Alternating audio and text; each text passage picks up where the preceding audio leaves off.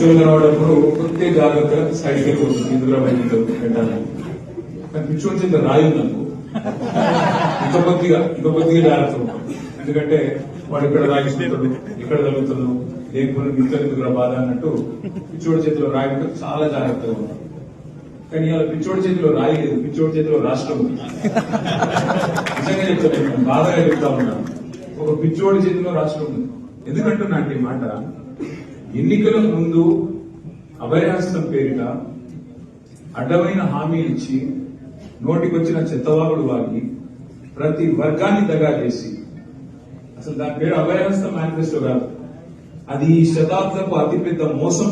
ఆ మేనిఫెస్టో ఒక్కొక్కరికి ఏది కావాలంటే అందరికీ అన్ని అని చెప్పి ఎన్నికల్లో గెలిచారు. విద్యార్థులకి ఏం చెప్పాడు?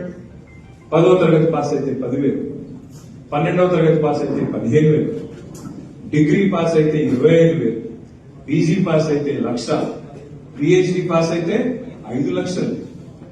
విద్యార్థినులకు ఫ్రీ స్కూటీలు, విద్యార్థులకు విద్యా భరోసా కార్డులు, 2 లక్షల ఉద్యోగాలు మొదటి సంవత్సరంలోనే. అట్లాగే మెగా డిఎస్సి, ఉర్దూ మీడియం వాళ్ళకి స్పెషల్ డిఎస్సి.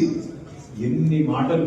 బ్యాక్లాగ్ పోస్టులు ఫస్ట్ ఇయర్ లో ఫిల్ చేస్తా, టెట్ కు గానీ ఇంకో పోటీ పరీక్షలకు గానీ ఒకటేసారి ఫీజు కట్టాలి, మీరు ఎన్నిసార్లు కట్టే అవసరం లేదు. ఇన్ని మాటలు చెప్పి మొత్తానికి విద్యార్థులను రెచ్చగొట్టి ఇచ్చిన ఉద్యోగాలను లేనట్టుగా చెప్పి ఏదో కేసీఆర్ గారు మీకు అన్యాయం చేస్తున్నారని చెప్పి రెచ్చగొట్టి చివరికి మన ప్రభుత్వం పోవడానికి, కేసీఆర్ గారి వల్ల ముఖ్యమంత్రిగా లేకపోవడానికి ఆనాడు ఏ రకంగా విద్యార్థులను వాడుతున్నాడో మీకు బాగా తెలుసు. ఇవాళ